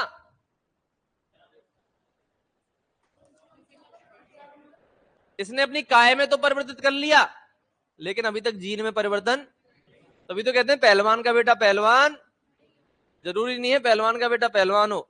अरे बोलो, पहलवानी तो कायिक परिवर्तन है, तूने मेहनत की और वो दंड पेले और ये जिम विम किए तो फिर वही परिवर्तन हो गए, तो एक कायिक परिवर्तन है। जबकि उत्परिवर्तन होता है हमेशा किसमें? तो जब तक आप आनुवांशिक पदार्थ डीएनए या जीन का नाम नहीं लोगे, तब तक आप उत्परिवर्तन नहीं बोल सकते हो। तो बेटा आनुवांशिक पदार्थ में अचानक होने वाले ऐसे परिवर्तन जो अगली पीढ़ी में वंशागत होते हैं, क्या कहलाते हैं? उत्परिवर्तन कहलाते हैं। और ज्यादातर उत्परिवर्तन क्या होते हैं? खतरनाक होते हैं। मैं पहले ही बता चुका हूं 99.9% उत्परिवर्तन। सुन ले लाला बेटा राजू, ज्यादातर उत्परिवर्तन क्या होते हैं? खतरनाक होते हैं बेटा। कैसे कैसे खतरनाक होंगे? क्योंकि मैंने बताया थे, मान लो कि अचानक से कोई उत्परिवर्तन हो किसी में, छाती में से एक और हाथ आ गया, अचानक ही हुआ है डीएनए परिवर्तन, तो छाती में से हाथ आ गया, तो कहां एडजस्ट करेगा उस हाथ को? बहुत सारे काम खराब होंगे कि नहीं होंगे बेटा? अरे बोलो। मैं सोने की बोल रहा हूँ बेटा, सोने में दिक्कत आएगी कि नहीं आएगी? अरे बोलो। हाँ बच्चे क्या जान क्या क्या सोच जाते हैं। सोने में समस्या आएगी, हाथ कैसे मिलाएगा, सामने वाला कंफ्यूज हो जाएगा कौन से हाथ से हाथ मिलाना, छाती वाले से। समस्या आएगी नहीं आएगी बेटा? ऐसे करके बहुत सारे कामों में दिक्कत आएगी नहीं आएगी बेटा? वेरी गुड बेटा। तो ऐसे नहीं का एक मतलब ऐसे उत्परिवर्तन सही बात नहीं है। हम इस नेचर के हिसाब से, प्रकृति के हिसाब से वेल सेटल्ड ने, पूर्ण रूप से अनुकूलित है। हमें कोई ऐसा अचानक परिवर्तन हमारे अंदर नहीं चाहिए। इसीलिए ज्यादातर उत्परिवर्तन क्या होते हैं? खतरनाक होते हैं। अरे बोलो सर, सोते हुए परेशान नहीं करते बेटा, तीसरा हाथ आएगा जब होगा परेशान। तो तू कौन से हाथ की बात कर रहा है? लिखो, जीन, डीएनए या आनुवंशिक पदार्थ में, जीन, डीएनए या आनुवंशिक पदार्थ में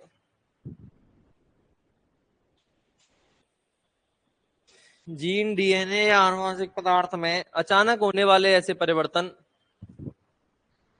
जीन, डीएनए या आनुवंशिक पदार्थ में अचानक होने वाले ऐसे परिवर्तन, जीन, डीएनए या आनुवंशिक पदार्थ में अचानक होने वाले ऐसे परिवर्तन जो अगली पीढ़ी में वंशागत होते हैं।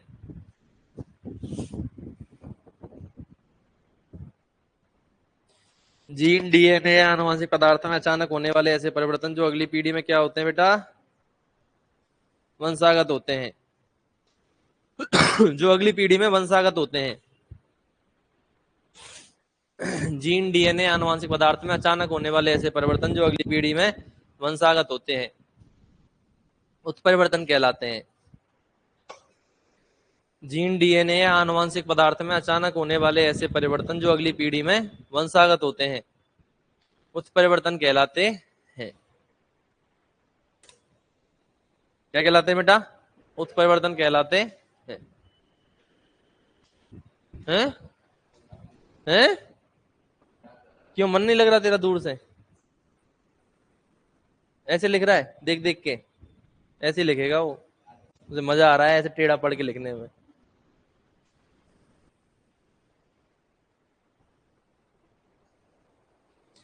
ठीक है, अब लिखो, अधिकतर उत्परिवर्तन खतरनाक होते हैं। अधिकतर उत्परिवर्तन, अधिकतर उत्परिवर्तन खतरनाक होते हैं,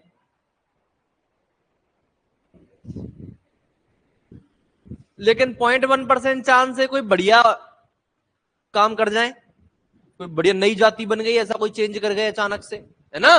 तभी तो विभिन्नता के अंदर पढ़ा था अपन ने, विभिन्नता म्यूटेशन की वजह से भी आ जाती है कभी कभी। अधिकतर उत्परिवर्तन खतरनाक होते हैं, लेकिन कभी कभी वेरिएशन के माध्यम से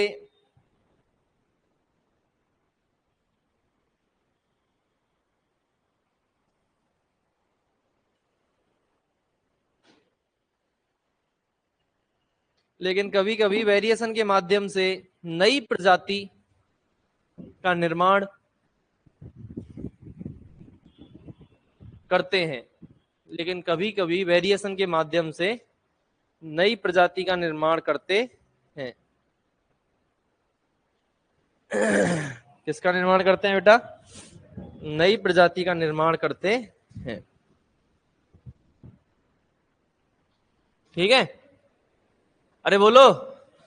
अब सुनना, इधर ध्यान दो, लिखो मत। उत्परिवर्तन सिद्धांत, या फिर मैं बोलूं उत्परिवर्तन के खोजकर्ता कौन है? कौन है बेटा? Hugo de Vries. कौन है?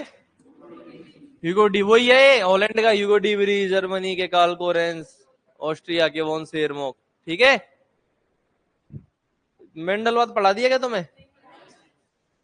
अच्छा, तो ऐसे ही बोल रहे हो यस सर? आएगा, आगे आएगा। तो बेटा ये ह्यूगो डी व्रीज है, ठीक है ना? ह्यूगो डी व्रीज कहाँ का है? हॉलैंड का है। ह्यूगो डी व्रीज ने किसके बारे में बताया हमें? उत्परिवर्तन के बारे में। उत्परिवर्तन सिद्धांत दिया, उत्परिवर्तन के खोजकर्ता के रूप में जाना जाता है, और लोगों को बोला कि जो भी जाति बनी है ना, तुम इधर उधर घूम रहे हो, कोई भी जाति बनी है वो किसके कारण बनी है? उत्परिवर्तन कारण, है ना? बाकी वैज्ञानिक बोल रहे थे क्रॉसिंग ओवर से बनी है, धीरे धीरे परिवर्तन आते हैं, धीरे धीरे बनती है। सही बात भी यही है। अकेला बंदा ऐसे कह रहा था ना, धीरे धीरे कुछ नहीं होता है, अचानक से परिवर्तन इतना बड़ा आ जाता है कि नई जाति का निर्माण हो जाता है। और इसने प्रयोग करके दिखाया है। देखो मैं बताता हूं, इधर आओ। ये लो इवनिंग प्राइम रोज, ये लो रात रानी पादप। रात रानी पादप को उठाया, देखो अब मैं इस पर रेडिएशन डाल रहा हूं, इसमें उत्परिवर्तन करूंगा, इसके फूलों का रंग बदल दूंगा, नई जाति बना दूंगा इससे मैं। करके भी दिखाया उसने। हो सकता है लेकिन बहुत कम ऐसा नई जाति बना सकते हो आप, लेकिन बहुत कम है ना। तो ह्यूगो डिवरीज ने खोज करता है, किसके ऊपर काम किया बेटा? इसका वैज्ञानिक नाम होता है ओइनोथेरा, ओइनोथेरा लैमार्कियाना। क्या नाम है? ओइनोथेरा लैमार्कियाना। किसका नाम है? ये प्लांट का नाम है ना। इसको इंग्लिश में किस नाम से जानते हैं बेटा? इवनिंग प्राइम रोज। किस नाम से जानते हैं? इवनिंग प्राइम रोज। और हिंदी में रात रानी पादप। अरे कौन सा पादप? लिखो बेटा।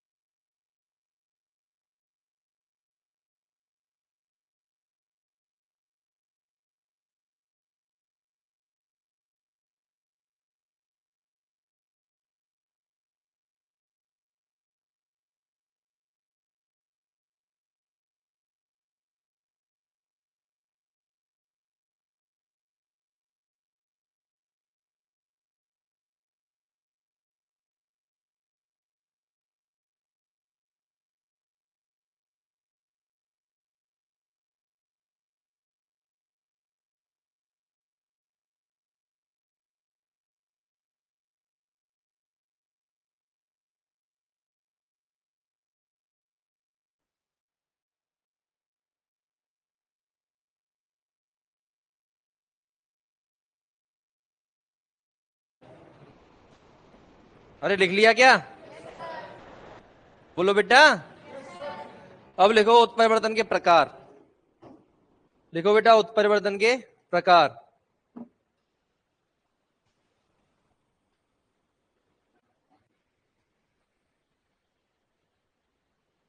उत्परिवर्तन के प्रकार।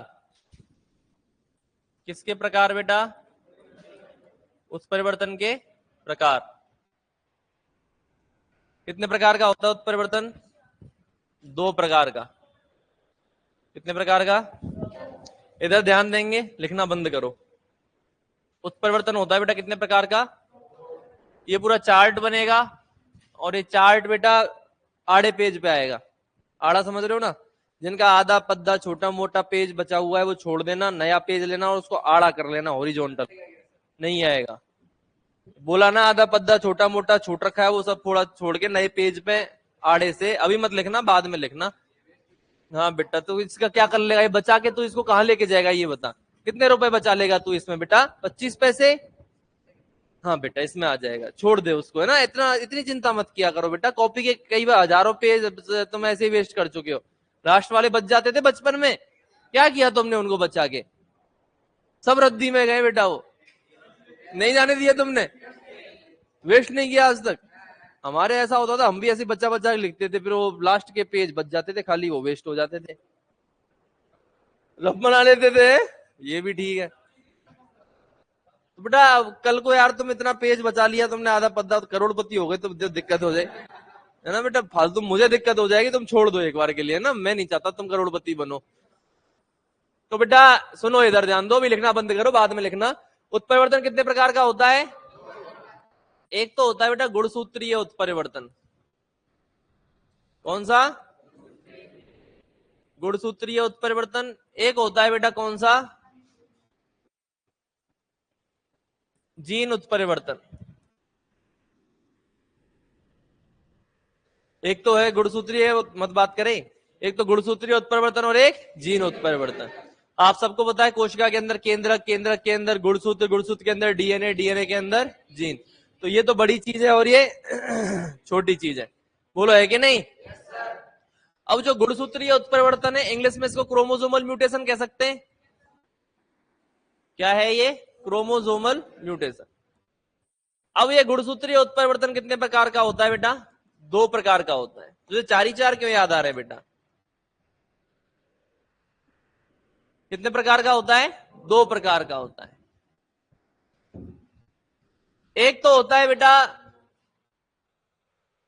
संख्या में परिवर्तन के आधार पर, और एक होता है संरचना में परिवर्तन के आधार पर। संख्या और संरचना, भाई दोनों चीजें बदल सकती है ना। तो इसमें फिर पहला लिखेंगे अपन कौन सा बेटा? संख्या में परिवर्तन के आधार पर। और दूसरा कौन सा हो जाएगा बेटा? अरे बोलो ना, संरचना में परिवर्तन के आधार पर। संख्या में परिवर्तन के आधार पर, दूसरा कौन सा? संरचना में परिवर्तन के आधार। अरे है कि नहीं? बोलो बेटा है कि नहीं? बहुत बढ़िया। संख्या में परिवर्तन के आधार पर फिर से कितने प्रकार का है? 2 प्रकार का। 2 ही तो चलेंगे यहाँ तेरे 4 वाला सपना कभी पूरा नहीं हो पाएगा बेटा। कितने प्रकार का है? 2 प्रकार। एक तो होता है बेटा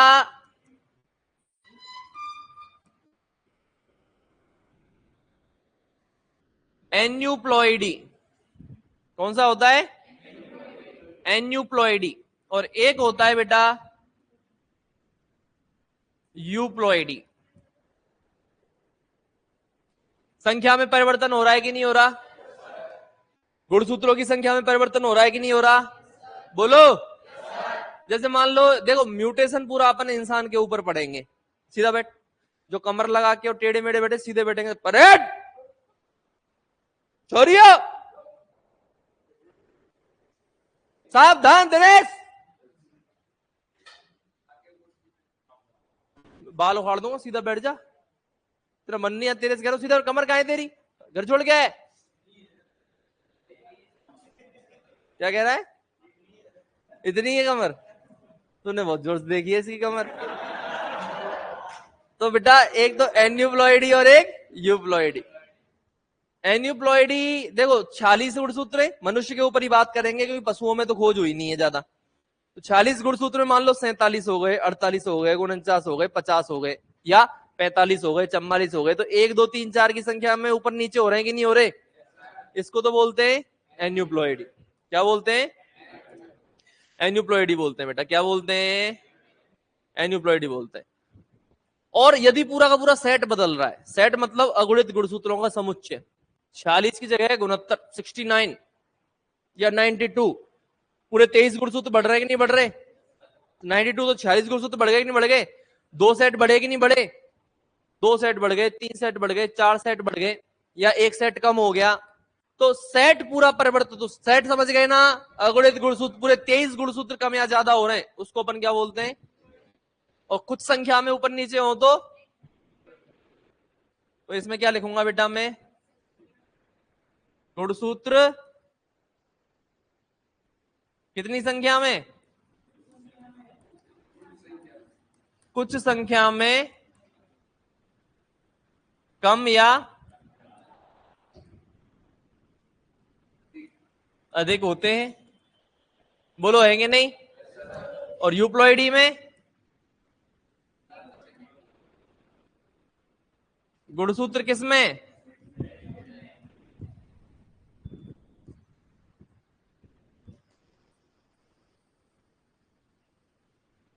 गुणसूत्र सेट में परिवर्तित होते हैं। गुणसूत्र कैसे परिवर्तित होते हैं? सेट में परिवर्तित होते हैं। अरे होते हैं कि नहीं होते? अब कुछ संख्या में कम भी हो सकते हैं और ज्यादा भी हो सकते हैं। बोलो हो सकते कि नहीं हो सकते?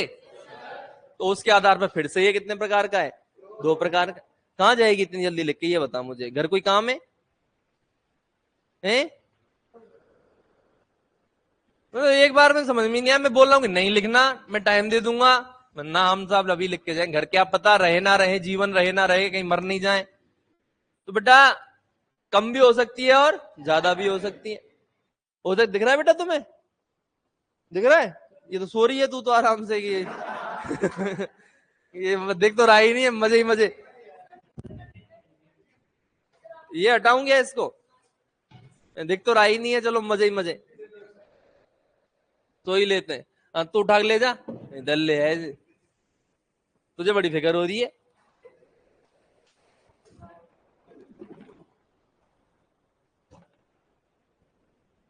अभी तार टूट जाता तुम्हारे चक्कर में। हेलो, आवाज आ रही है क्या? हेलो, हेलो, आ रही है, आ रही है। तो बेटा कुछ संख्या में कम भी हो सकते हैं और ज्यादा भी हो सकते हैं, है ना? मान लो, मान लो ज्यादा हो गए। क्या हो गए बेटा? ज्यादा हो गए, तो उसको अपन बोलेंगे बेटा हाइपरप्लॉइडी। ज्यादा हो गए तो क्या बोलोगे? और कम हो गए तो क्या बोलोगे? हाइपोप्लॉइडी। भाई कम या ज्यादा हो सकते हैं ना कुछ संख्या में? कम हो गए तो क्या बोलोगे? बोलो ना। गुणसूत्र क्या हो जाते हैं यहाँ? गधे हाइपर है। गुणसूत्र क्या हो जाते हैं? अधिक हो जाते हैं। और यहाँ क्या हो जाते हैं बेटा? कम हो जाते हैं। बोलो होते हैं कि नहीं होते? हाइपरप्लॉइडी में तो क्या हो गए? अधिक। और हाइपोप्लॉइडी में क्या हो गए? कम हो गए। बोलो हुए कि नहीं हुए बेटा? है ना?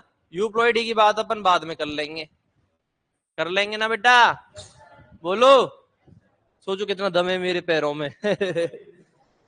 तो बेटा गुणसूत्र क्या हो गए यहाँ तो, और वहां क्या हो गए? कम हो गए। अब अधिक में पहली कंडीशन जो बनती है ना? अधिक में पहली कंडीशन जो बनती है वो है, क्या डालूं? ABCD सब खत्म हो गए। तो बेटा फिर से अपन ए डाल लेते हैं। पहली कंडीशन जो बनती है वो बनती है बेटा ट्राइसोमी। क्या बनती है? ट्राइसोमी। और यहां से क्वेश्चन आ रखा है 18 में, ठीक है? ट्राइसोमी से उसने यही पूछा था कि ट्राइसोमी में क्या स्थिति बनती है। तो ट्राइसोमी में स्थिति बनती है बेटा 2n+1। क्या स्थिति बनती है? 2n+1। 2n मतलब 46, 2n मतलब 46 में एक गुणसूत्र जोड़ दो, कितने हो गए? 47। तो उसको क्या बोलेंगे? ट्राइसोमी। क्या बोलेंगे बेटा? ट्राइसोमी। समझ में आया कि नहीं आया? गुणसूत्र तो बड़ा कितना? बोला क्या? गलत सा नहीं लग रहा कुछ? भाई नाम में तो 3 आ रहा है, और बढ़ रहा है कितना, एक। मैं बताता हूं क्यों बोला। पहले गुणसूत्र के जोड़े में कितने, दो। दूसरे में कितने, तीसरे में कितने, सारे जोड़ों में दो दो ही तो होते हैं। चौथे में दो, पांचवें में दो, 21वें में दो, 22वें में दो, 23वें में दो। ऐसे करके 23 जोड़ी गुणसूत्र है, सब में कितने, दो। ये 21वां जोड़ा है, बोलो। अगर इसमें दो की जगह कितने हो जाएं, अगर इसमें दो की जगह कितने हो जाएं, तीन, तो टोटल गुणसूत्र कितने हो गए, 47। एक ही तो बढ़ा है। और 21वें जोड़े में दो की जगह कितने हो गए, तो 21वें गुणसूत्र की ट्राइसोमी हो गई। गुणसूत्र कितने हुए, तीन, तो 21वें गुणसूत्र की क्या हो गई, ट्राइसोमी। अब समझ में आया ट्राइसोमी क्यों बोलते हैं, क्योंकि जोड़े में दो की जगह कितने हो जाते हैं, तीन। अरे बोलो ना, ओ बोलो बेटा, है कि नहीं। गाना देखो, अपन गीत गाते रहेंगे और पढ़ते जाएंगे, मजा आता चला जाएगा बेटा, मजे ही मजे। तो 2n+1 की स्थिति बनेगी कि नहीं बनेगी, है ना। इसमें पहली जो स्थिति आती है एग्जाम्पल, ट्राइसोमी का एग्जाम्पल पढ़ रहे हैं बेटा, किसका एग्जाम्पल पढ़ रहे हैं, अरे किसका एग्जाम्पल पढ़ रहे हैं बेटा। इसका जो पहला एग्जाम्पल है वो है बेटा तुम्हारा जाना माना पहचाना, कौन सा सिंड्रोम, अरे कौन सा सिंड्रोम, इसको मंगोलिया भी बोलते हैं। क्या बोलते हैं, और डाउन सिंड्रोम में याद रखना बेटा, कौन से गुणसूत्र की, कौन से गुणसूत्र की, 21वें गुणसूत्र की क्या होती है, 21वें गुणसूत्र की क्या होती है बेटा, ट्राइसोमी होती है कि नहीं होती।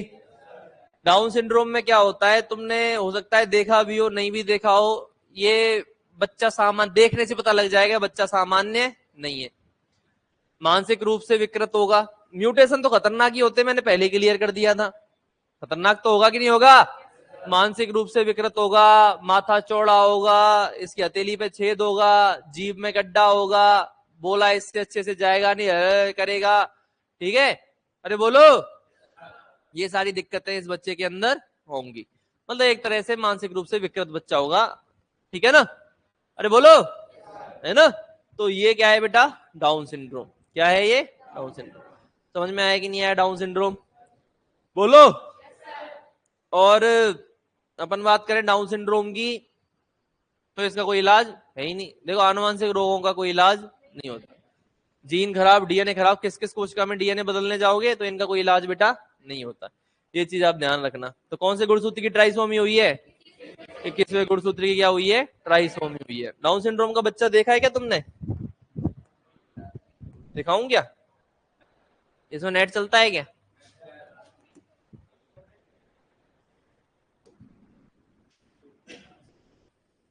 वाईफाई तो लग रहा है, कीबोर्ड आए तब आए, ऐसे थोड़ी आए हैं।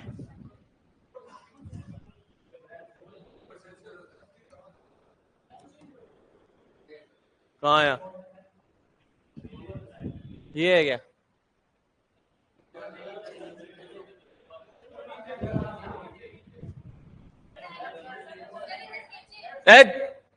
कहाँ है,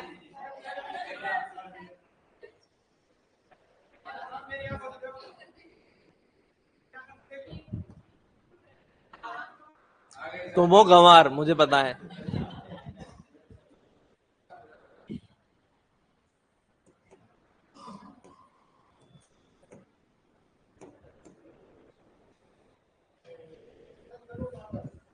हैं, क्या कह रहा है,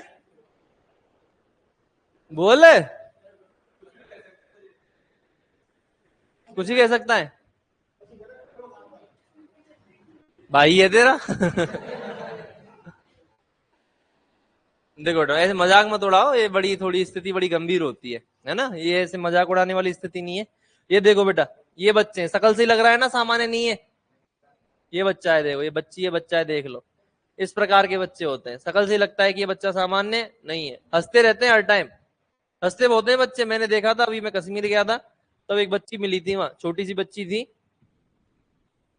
हंसमुख रहते हैं एकदम। ये देखो, ये भी हंस रहा है।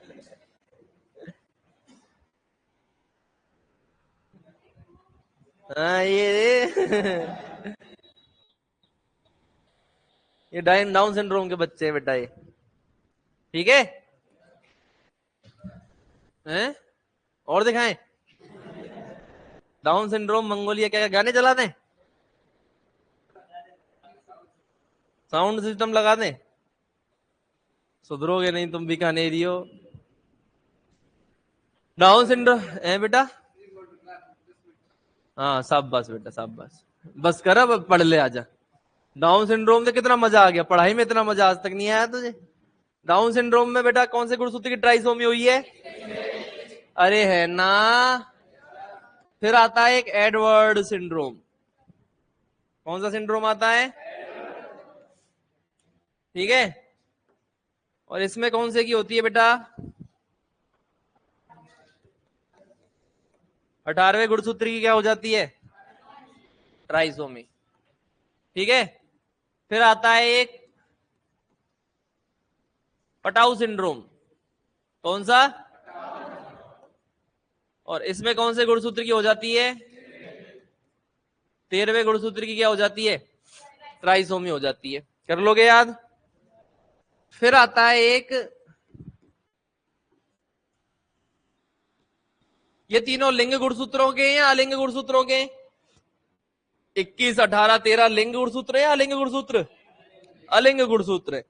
लिंग गुणसूत्र तो केवल 23वां जोड़ा होता है, एक्स वाई या एक्स एक्स। बोलो। तो ये तीनों अलिंग के। फिर आता है एक लिंग गुणसूत्रों में ट्राइसोमी, क्लाइनफेल्टर्स सिंड्रोम।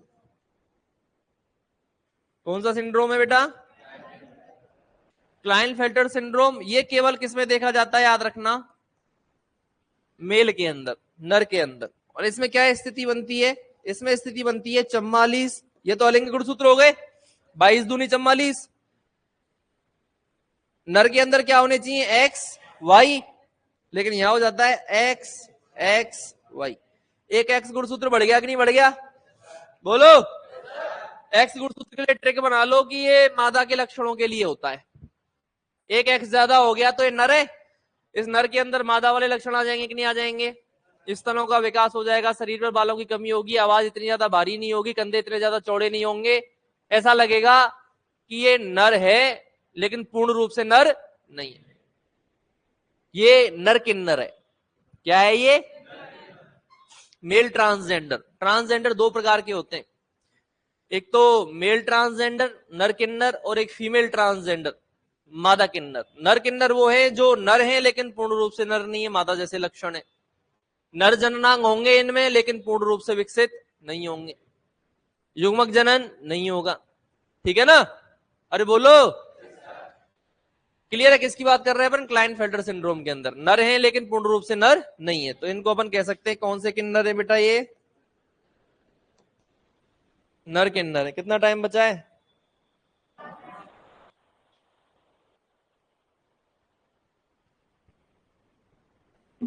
बोलो बेटा, है कि नहीं? अब है हाइपोप्लॉइडी। क्या है बेटा? हाइपोप्लॉइडी में गुणसूत्र क्या हो जाते हैं? कम हो जाते हैं। सुनो, ट्राइसोमी के अलावा और क्या स्थिति बन सकती है बेटा, यहां बताओ। चुप रहे, ऐसी बोल रही है, हवाम दे रही है तुक्के। ट्राइसोमी के अलावा स्थिति बनेगी टेट्रासोमी। कौन सी सोमी? ट्राइसोमी है तो टेट्रासोमी आनी है, तो इसमें क्या होगा? 2n+। बोलो। जब ट्राइसोमी में 2n+1 था तो टेट्रासोमी में इसमें 3 हुए थे जोड़े में, इसमें जोड़े में 4 हो जाएंगे। अगर मान लो तुमसे कोई बोल दे पेंटासोमी, तो क्या बनेगी? 2n+3। हाइपोप्लॉइडी में क्या होता है बेटा? गुणसूत्र क्या हो जाते हैं? कम हो जाते हैं ना बेटा। तो इसमें पहली स्थिति बनेगी बेटा कौन सी? मोनोसोमी। कौन सी?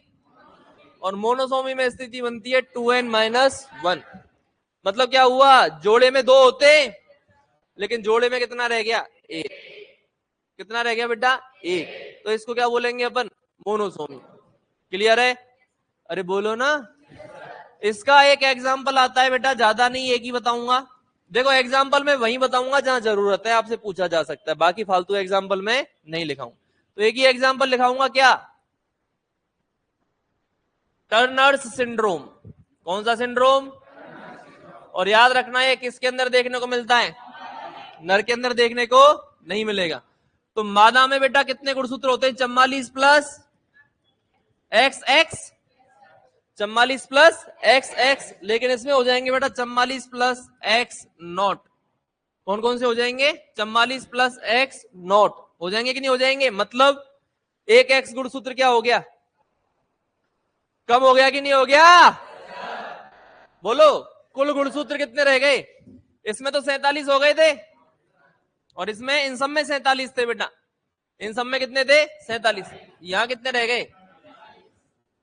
तो यहां तो एक्स गुणसूत्र बढ़ा था तो इसके अंदर मादा वाले लक्षण बढ़ गए थे, और वहां एक्स गुणसूत्र घटाए तो इसमें मादा वाले लक्षण कम होंगे। स्तनों का विकास नहीं होगा, आवाज थोड़ी भारी हो जाएगी, कंधे थोड़े चौड़े हो जाएंगे, शरीर पर बालों की अधिकता होगी, मादा जननांग होंगे लेकिन पूर्ण रूप से विकसित नहीं होंगे, युग्मक जनन नहीं होगा। इसको अपन किस नाम से जानते हैं बेटा?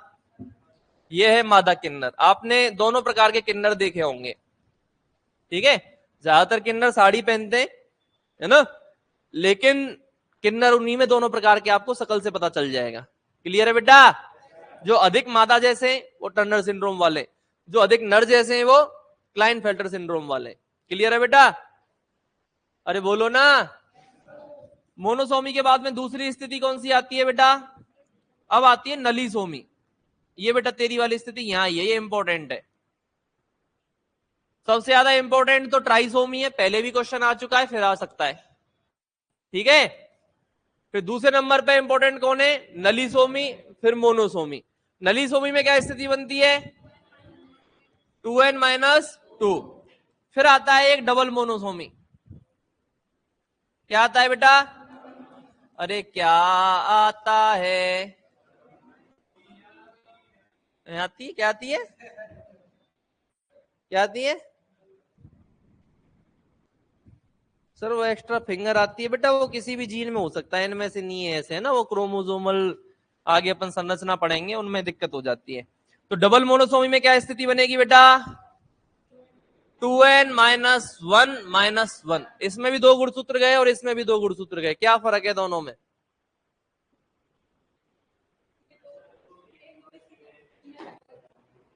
बोलो।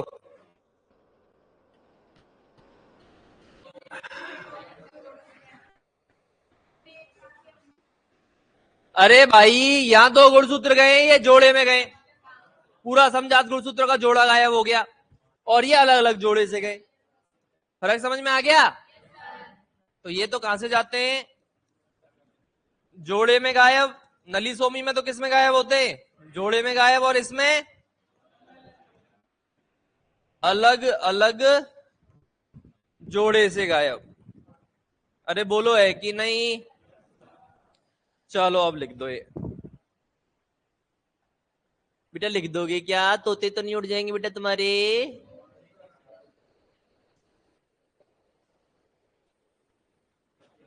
फोटो ले लो, फोटो ले लो, फोटो।